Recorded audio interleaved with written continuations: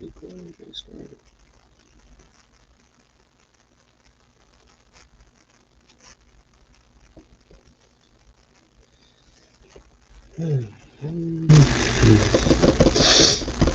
Hi, Shalom. First and foremost, I give all praise and glory unto Yahweh, for Hashem, Yahweh Shah, for Hashem, Kakadash. Double honors to the apostles and the elders of the great millstone. Peace and salutations to the Achaeon and to the elect that are scattered across the four corners of this earth, pursuing truth and faith and in sincerity. I'm the brother Shamala from the Gym at Houston Camp, and this lesson is going to be entitled Wisdom Among the Wolves, because you're gonna have certain situations to where you're gonna get into it with certain people, which we try our best, to avoid situations like that, as much as possible. But things happen. So when those things happen, you don't feed into the energy. You basically gotta use wisdom to get up out of that situation. Because when you go to what's that, Romans, I believe that's 8, Romans 8:5. For they that are after the flesh do mind the things of the flesh, but they that are after the spirit, the things of the spirit. For to be carnally minded is death, but to be spiritually minded is life and peace. So to be carnally minded is death. So what does that mean, being carnal? So you get into arguing with somebody.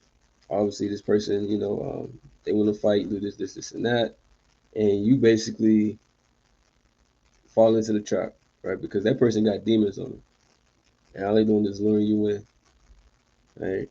And you get into that. Let's say you do fight, you prove your point, whatever. Then boom, you end up getting hurt or killed or whatever.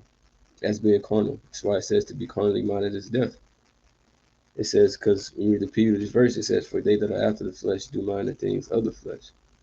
So that means you going off of instinct, off of your first reactions, off of your emotions, instead of being spiritual in the situation. I just take the low. It's all good. Right? It's not about looking weak. Um, yeah, so I'm gonna go back here to Matthew 5 and 25. It says, agree with thine adversary quickly while thou art in the way with him. So an adversary is anybody that's against you at that particular time, whatever the situation may be. Right? So it says, agree with thine adversary quickly while thou art in the way with him. Let's say any time the adversary deliver thee to the judge, and the judge deliver thee to the officer, and thou be cast into prison. So try to handle the situation as peaceful as possible. Right? Just try to settle the situation before it escalates until something more serious. Right? You don't want to be caught in the back and forth, arguing, and all of that kind of stuff. Right? If a peaceful solution can come about, take it. Right? Because it says, agree with thine adversary quickly while thou art in the way with him. It's any time the adversary deliver to the judge, and then the judge deliver to the officer, and thou be cast into prison. So all of that could have been avoided, right? Depending on how you were acting in this situation. Because when you go here to Proverbs 15:1, it says, a soft answer turneth away wrath, for grievous words stir up anger, right? So a soft answer turneth away wrath, right? So what's an example of a soft answer? Let's say, because yeah, you step on the wrong nigga's shoes, they gonna want to do something, right? They gonna have some words. Right? Let's say you step on, he got his all white forces on. You you step on it, you make a little mark on it, right? And he got attitude. Hey, bro, watch where the fuck you going. And then what's your correct response? What are you supposed to say? You supposed to say, all right, my bad, bro. I ain't even. It's my fault. All right, it's my fault. You ain't supposed to be like, nah, bitch ass nigga, who you talking to? This, and that. That's not the type of energy you're supposed to have. All right, because now you can end up dying over some shoes, right? Some shoes. Now you in the spiritual world before Yahweh Shai, right? and they all know you just died over some Air Force Ones. How embarrassing is that? But it says a soft answer turns away wrath, but grievous words stir up anger. So if you try to get carnal, that's gonna make the situation worse. And that's not what we're here for. We're not here to start trouble. We're not here to be in trouble. We're here to live as peaceful as possible amongst these people because they have demons on them. Right? This is how they live. Right? We avoid all of that. It says the tongue of the wise uses knowledge aright, but the mouth of fools pour out foolishness. So you have to use your words wisely. Right? Because a lot of things can be avoided. A lot of things don't even have to go to that level. And the only way things get to that point is because of pride. Somebody want to prove a point. Somebody want to, feel tough. Or I'm a man. You ain't gonna talk to me like that. Right? That's pride. But if someone puts their hands on you, that's something different. Then you can defend yourself. Right? But you don't want to be the person that's basically pushing for that. Right? Like you want that. Right? Because that's not operating the spirit. And when you're not operating the spirit of the Lord, then you're not protected. Anything is liable to happen unto you at that point. But this is let me see. I think I stopped mine.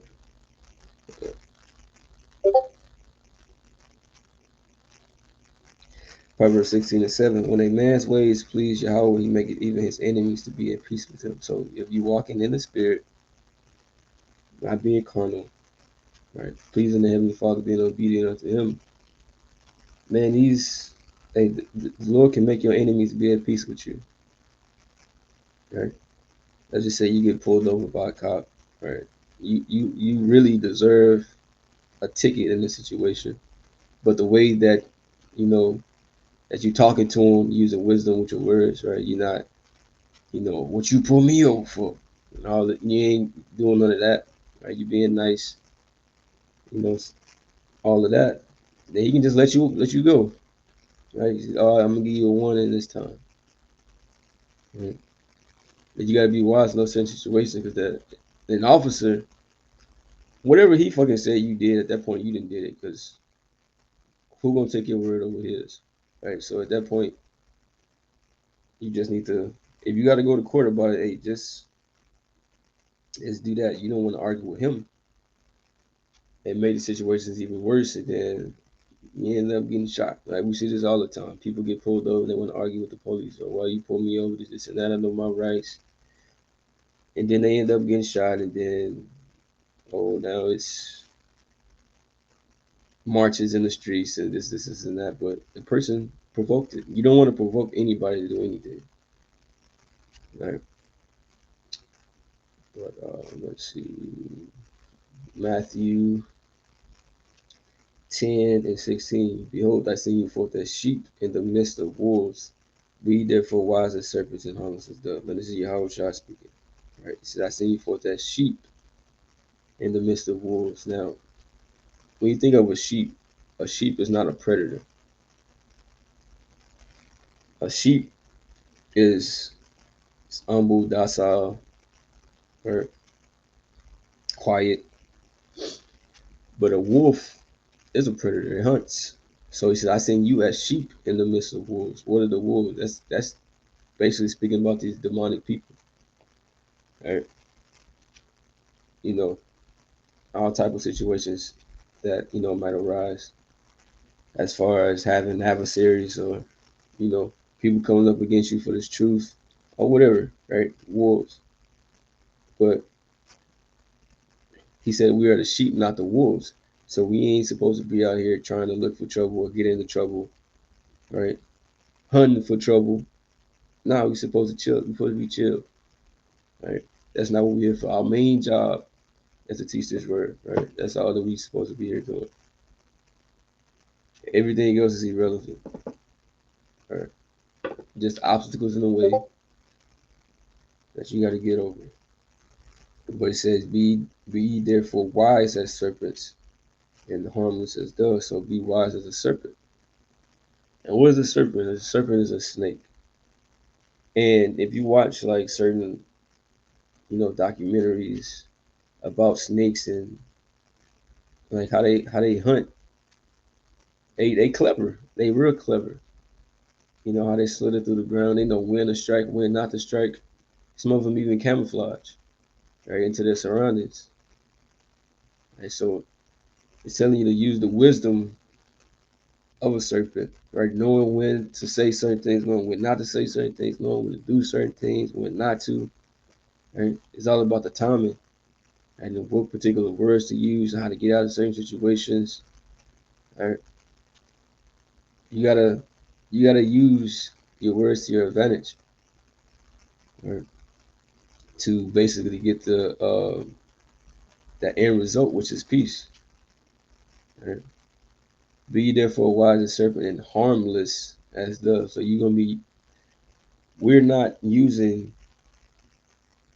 brute force, carnality to handle situations. We're using our wisdom, right? So as a wolf would hunt and prey, hey, that's basically all they've been doing all their life. So that's what they're good at, right? So, but the same way that they go hard in that, that's how we supposed to use wisdom in situations, right? So yeah, man, that was really was the lesson, is to know that, just be mindful in certain situations to where there's contention or strife or anything like that. They can even be with a believer, or a brother or whatever. A lot of things can be avoided, right? If you remove pride out the equation, and a lot of times too, you're gonna have to take the low, which meaning you can be completely right in the situation, but hey, just you just got to take the wrong this time, if that's what it takes to get a peaceful solution. All right, so yeah, that was it. This lesson was edifying. That's, let me say, shalom.